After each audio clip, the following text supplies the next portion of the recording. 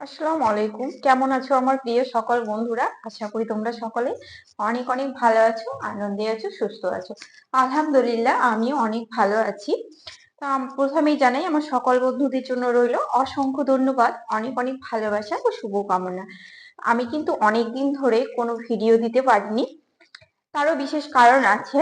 চলো, তোমরা কিন্তু অনেকেই আমাকে প্রশ্ন করেছো যে আমি কেন ভিডিও দিচ্ছি না, আমি অনেকদিন থেকে ভিডিও আপলোড করছি না। হ্যাঁ, সত্যি অনেক দিন থেকে আমি কোনো ভিডিও আপলোড করছি না। তার কারণ হচ্ছে অনেকটাই ব্যস্ত। আর ব্যস্ত থাকার কারণে আমি কিন্তু ভিডিও দিতে পারছি না। আসলে তোমরা কিন্তু সকলেই জানো যে ভিডিও দিতে গেলে কিন্তু কি হয় যে সময় চাই, অনেকটাই সময় লাগে। কারণ ভিডিও বানাতে সময় লাগে, এডিট করতে সময় লাগে, ভিডিও সবকিছুর জন্য একটু সময় দরকার হয়। তো সেই সময়টাই কিন্তু করে উঠতে পারছি না বলে ভিডিওটা দিতে পারছি না। তো চলো, এখন কিন্তু আমি সকাল সকাল চলে এলাম। সকাল সকাল বলতে এখন বাজে 9:30। তো 9:30টার মধ্যে আমার রান্না বান্না কমপ্লিট হয়ে গেছে, সবাই কিন্তু খেয়ে বেরিয়ে চলে গেছে। তো ভাবলাম একটুখানি আজকে একটা ভিডিও শেয়ার করি তোমাদের সঙ্গে, অনেকদিন থেকে একটা ভিডিও করা হয়নি, দেওয়া হয়নি। সেই কারণে চলে এলাম এই যে ছাদে। তো ছাদে চলে এলাম, এখানে কিন্তু অনেক জামা কাপড় কাচাকাচি হয়ে গেছে। তো দেখো, আমি কিন্তু জামা কাপড়গুলো কেচেছিলাম, সেগুলোই এখন মজু মেলে দিচ্ছে। তো অনেক করছিল, আব্বু ছিল, সবাই আর স্নান করে সবাই অফিসে এসে তাদেরও জামা কাপড় আছে, সেগুলোই মেলে দিতে চলে এলাম মজুর সঙ্গে একসঙ্গে। মজু ওদিকে কাপড়গুলো মেলে দিচ্ছে। তো চলো, আমি কি শীতের মানে শীত মানে তো সবজি বুঝতে পারছো বিভিন্ন ধরনের। তো শীতে আমি কিছু সবজি লাগিয়েছিলাম, সেই জন্য ছাদে আরো বিশেষ করে এলাম যে কাপড়গুলো মেলে দেওয়া হবে, সঙ্গে কিন্তু শীতের সবজিগুলো দেখা হবে যে ঠিক কেমন হয়েছে। তোমাদের সঙ্গে চলো শেয়ার করব শীতের কত আমি সবজি লাগিয়েছি, চলো তোমরাও কিন্তু দেখতে থাকো।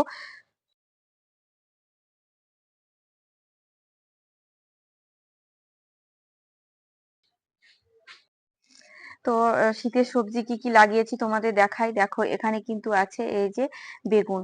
তো এখানে কিন্তু চারটে বেগুন গাছ আছে, সরি তিনটে না, একসঙ্গে এখানে দুটো আছে, আর পিছন দিকে একটা আছে, আর এখানে একটা। তো বেগুনের গাছগুলো ইনশাল্লাহ লেগে গেছে মাটির সঙ্গে। তো বেগুনের গাছ কিন্তু মানে লাগানো খুবই কঠিন। বাড়িতে বিশেষ করে বেগুনের গাছ হতেই চায় না, তো এখানে কিন্তু বেগুনের গাছগুলো লেগে গেছে। আর এই যে দেখতে পাচ্ছ, ধারে ধারে কিছু পালং শাক দিয়ে দিয়েছি। আর এখানে যেটা দিয়ে দিয়েছি সেটা হচ্ছে পনকা শাক। তো পনকা শাক এখানে কিন্তু প্রচুর বেরিয়েছিল, প্রচুর পনকা শাক। তো পনকা শাক এতটাই বেরিয়েছিল যে বলারই নেই।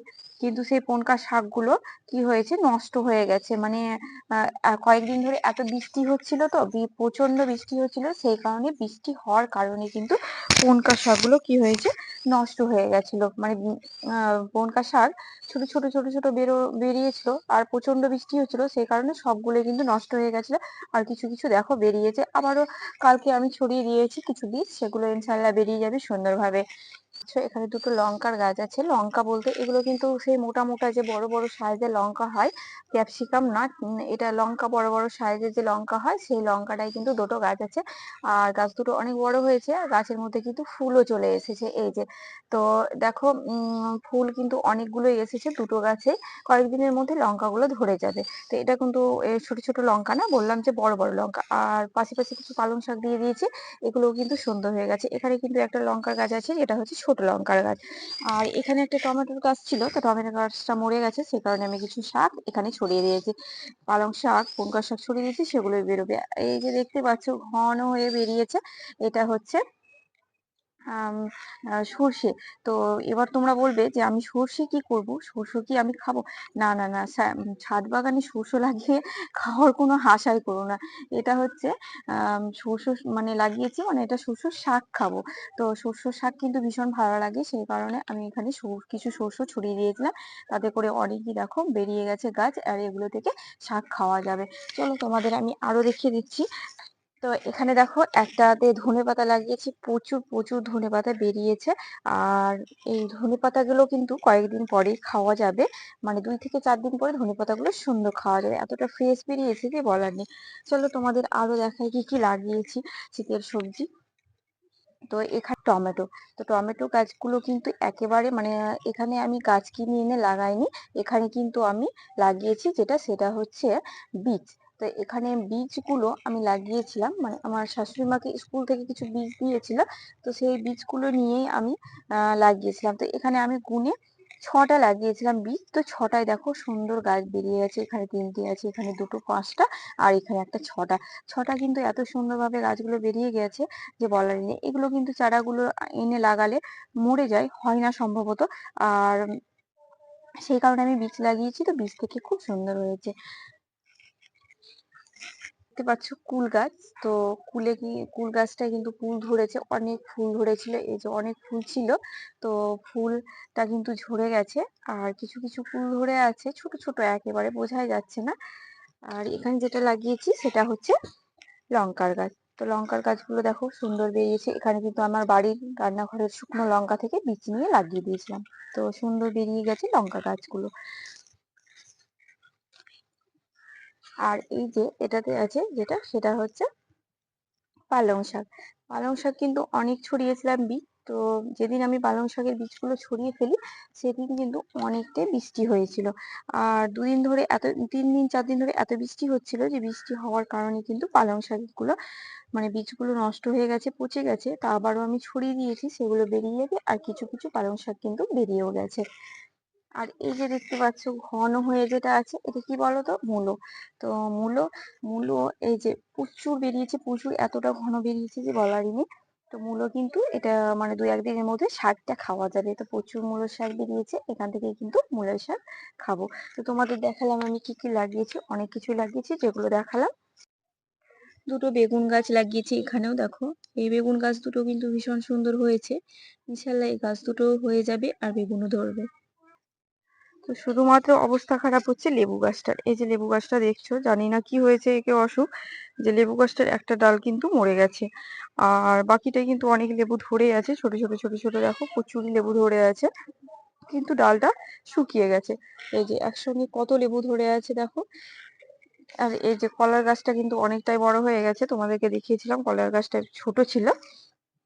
আর এখানে একটা আমার যেটা হচ্ছে মানে অনেকদিন আগেই লাগিয়েছি এই বেদানার গাছটা। তো বেদানার গাছটাতে কিন্তু প্রচুর পরিমাণে ফুল আসছিল, কিন্তু বেদানা একটাও ধরেনি এখন পর্যন্ত।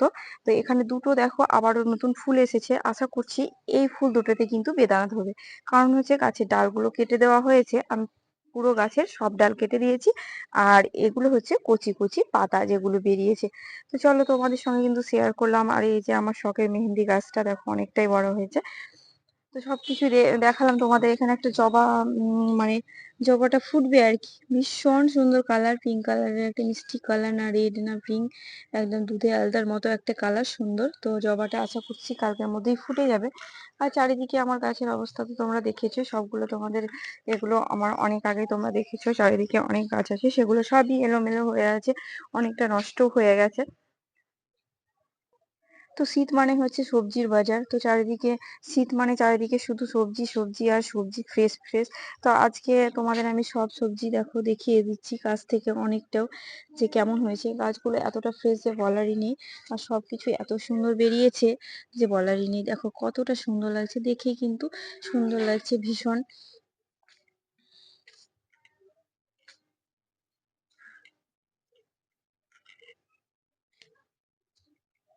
তো চলো তোমাদের কিন্তু সব আমি দেখিয়ে দিলাম, কেমন লাগলো। শীত মানে হচ্ছে সবজি, তোমরা সকলেই জানো। তো শীতে সবজি লাগাবো না ছাদ বাগানে, এটা তো হয়ই না। প্রত্যেক বছর কিছু না কিছু একটু একটু করে লাগিয়ে থাকি, এবারও লাগিয়ে নিলাম। তো তোমাদের সবকিছুই দেখালাম। চলো আজকের ভিডিওটি এখানে শেষ করছি। কেমন লাগলো তোমরা কিন্তু কমেন্ট বক্সে অবশ্যই জানাতে ভুলো না। সবাই অনেক অনেক ভালো থেকো, সুস্থ থেকো। দেখা হচ্ছে তোমাদের সঙ্গে আরো একই নেক্সট ভিডিওতে। আল্লাহ হাফেজ।